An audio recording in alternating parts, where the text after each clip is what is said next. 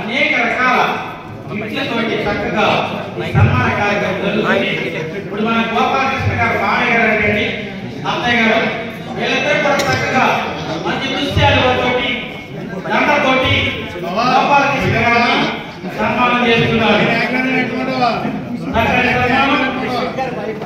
కూడా ఈ గోపాలకృష్ణ గారు మామయ్య గారండి బాబాయ్ గారు గోపాలకృష్ణ గారు బాబాయ్ గారు ఏం పేరండి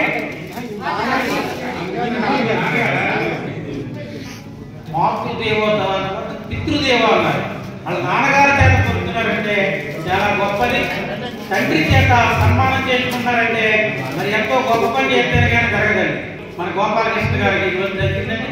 ఈ రోజు దశమి మంచి మహత్తరమైన వాళ్ళ అన్నయ్య గారు వదిలి గారు చక్కగా చూడండి గోల్డ్ కలర్ శారీ వర్క్ చక్కని పూలగడ్డతోటి చక్కని సన్మానం జరుగుతుంది ఆనందంగా.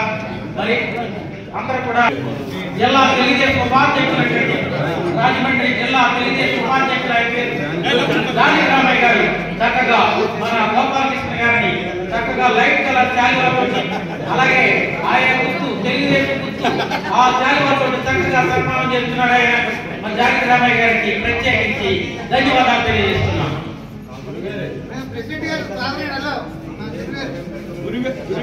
అయినా ప్రెసిడెంట్ అవడం అనేది చాలా చెప్పిన పితృదేవోభవ. మరి తల్లిదండ్రులు గురువులు ఆస్తులు వారి సన్నిధిలో మీరు కోరికని అది నెరవేరంటే 108 విధులు చేస్తున్నారు డాక్టర్ గారు. అదేవిధంగా మరలా అంచేత గొప్పతనం ఏంటంటే త్రయం ముగ్గురు కూడా అలాగే గౌతమి గారు ఆయన యొక్క బ్లెస్సింగ్ తీసుకున్నారు. ముందు గౌతమి గారు మీరు వచ్చి మళ్ళా ఓంకారేశ్వర స్వామి గారు దర్శించుకోవాల్సిందిగా మరి కీర్తి భారతి గారు తెలియజేస్తున్నారు.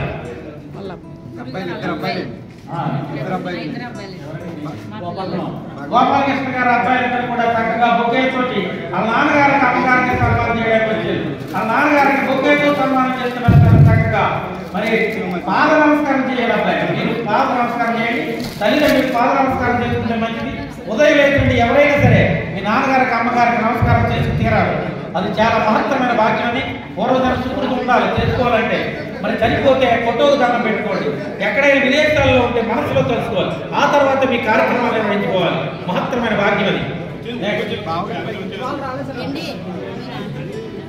అలాగే ఇంకా ఎవరైనా పైకి వచ్చి వేదిక మీద మంచి బొకేతో వచ్చి చక్కగా సన్మానం చేస్తున్నారు.